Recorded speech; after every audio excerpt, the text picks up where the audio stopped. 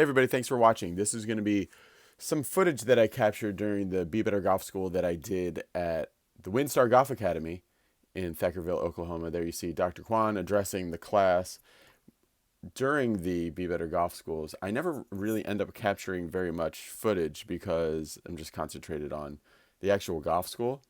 And so whatever I end up looking into my photo reel after the school's over, I'm surprised to see what I did get and then what I didn't capture. So it is a little bit random, the kind of stuff that you'll see.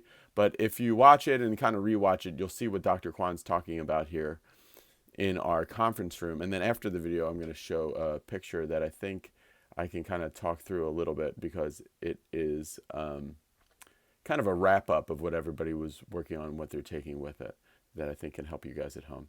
So stay tuned. Looking at the slope of the swing plane, we can already figure out it's because of the arm-driven swing, or it's because you are sitting down so your pelvis is collapsing. We can easily figure that out. But if you use your lower body really well, then the swing plane generally passes through the midsection of the trunk. So an easy way to figure that out is if this is your setup position here, then draw a line from the ball to your elbow, right elbow. Then that's typically where on the average, where the swing plane should be. And then if swing plane is steeper than that, then we need to find out why. It's usually because it's an arm-driven swing. And then if it's flatter than that, it's usually because of the leg posture. So plane to the ground, then you have to find the line of intersection with the ground, right? And with that, you will be able to figure out which direction the swing plane is oriented. It could be right toward the target, or could it be more outward or inward. When you have an inward swing plane, then again it's arm-driven swing. So you have a tendency of inward alignment. When it is quite outward, that it means that you are dropping your hands here and try to flip your hands out. So with that, you will have really outward alignment. When it is relatively aligned toward the target, again, it is a more body-driven swing. So you can really connect different swing characteristics with what we find from the swing plane. So swing plane is a good information. And also the way we use the swing plane is that mainly this is the plane of the main plane of rotation. So you can look at the whole rotational motion, from this direction here. And then you will be able to see how your shoulders are turning, how your pelvis is turning, and how your arms are moving, how your club is moving. So you can easily, again, characterize the rotational characteristics of your body by using the functional swing plane. So it's really useful. And the swing, you have to pull it, and then particularly as you use the arm-driven swing more and more, you are not using your lower body that much. So in that case, the only way you can generate speed is just pulling down hard. And then instead of pulling it with your left arm, it's easier to use your right arm. But now the problem is you have a shoulder turn, sort of a flat shoulder turn, and then this right arm coming down. These two motions are actually not compatible. They are different motions. But you have to mix these together because as you try to pull it down, you open the chest early, but this will basically cause the motion of the club away from the swing plane. Then you have to compensate this. So you have to use this arm motion. So it works perfectly. Because if you try to pull it down hard, then by introducing this, you will already have this good pulling action. But then the swing becomes more complicated. So, and also the reason why most golfers struggle with the impact is because, again, you just try to hit it hard. But I think this is probably a better way to see what the golf swing is all about. It is just a continuous motion all the way to here, and then the club just passes through where the ball is. So the impact point is not the destination. It's just one place you just pass through. and even you don't pause there, so you just continuously just passing through. Your whole goal is to create a continuous motion, but you should have a good impact, right?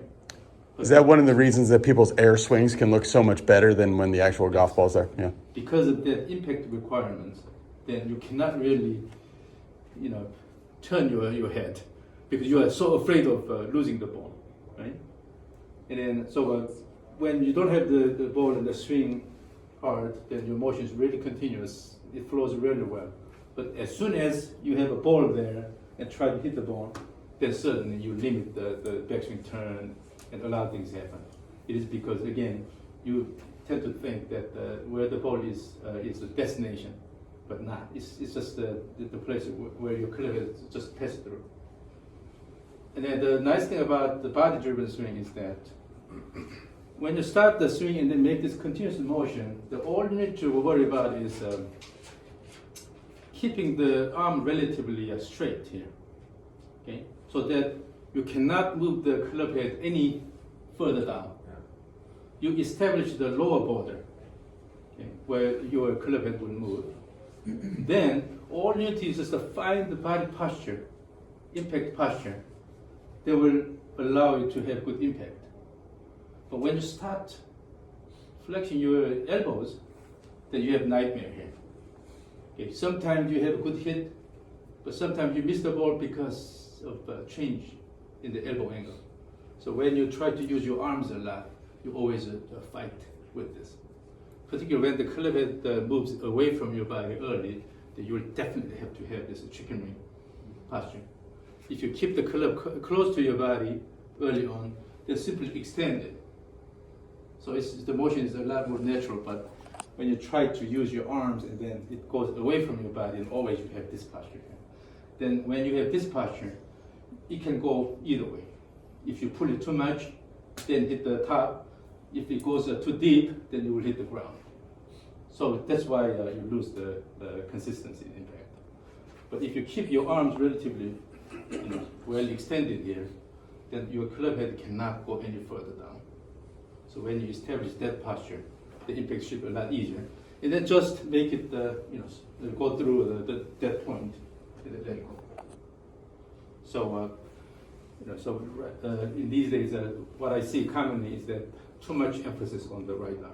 And even some people use an X and try to throw the X like this. Yeah, I saw that on your friend's show. On Chris's show, he threw the axe in the ground. Yeah. But sometimes it gives a very incorrect impression to the viewers. So I guess the right way to view the golf swing is a continuous motion, and then you will swing through, but obviously your club head will reach the highest speed near the impact, right? But then let it go through, and then you will finish here. But there, you just reduce the chance of error by keeping the arms relatively straight. Right. And then take the left step. While you take the step, do not turn your upper back. Wait until you finish the left step and then turn.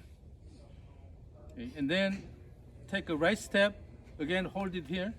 Take the right step and then turn. Step, turn, step, turn, step, turn, step, turn. I apologize for everything being such a.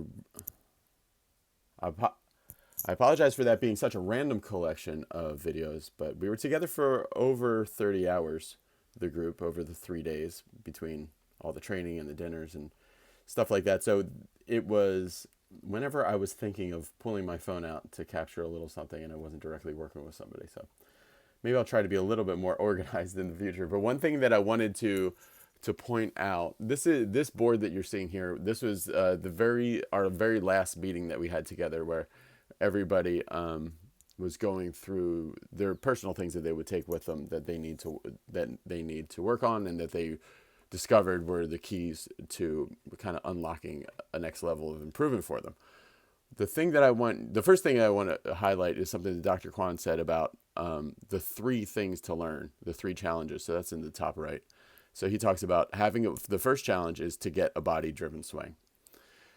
Once you've done that, then you want to really concentrate on the direction of your swing plane, both your hand swing plane, your hand plane, and the plane of your club head, and really get that locked down good. But the thing that you have to have before that is a body-driven swing. So that's got to be first. Then at the end, you want to combo both. So you want a really great swing plane that is driven by your body. This is what Dr. Kwon says, and that's really the combo. Now underneath that, to really get it to be able to make good golf shots, you have to have really great club head awareness. And so we were doing some things to start building club head awareness and like spatial awareness of where the club head is, something that we were talking about called remote proprioception.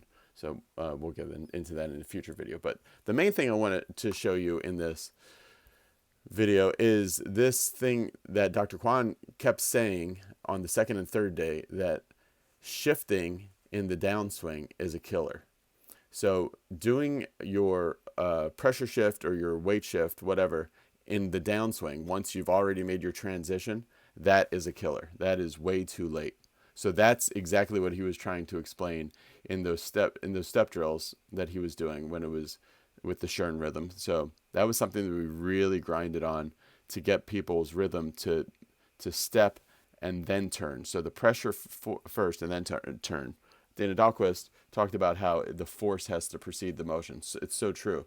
If you're making motion with no force that had created that motion, that's when things get all destroyed. So more topics that we'll go over in future videos, and put in the comments what you would like to see us address. We're going to do a Be Better Golf video out at the next school.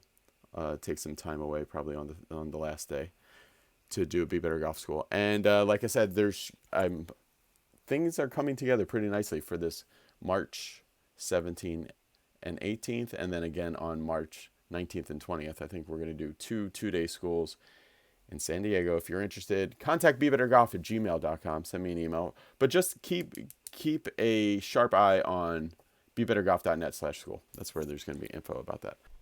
All right, now on to the next topic, which is related. This is awesome footage taken by an instructor in the San Diego area. That's a good friend of mine called Ed Lasseter. You guys have seen him on the channel before. He's like an expert in getting people open at impact, and we certainly see that here in this footage that he shot.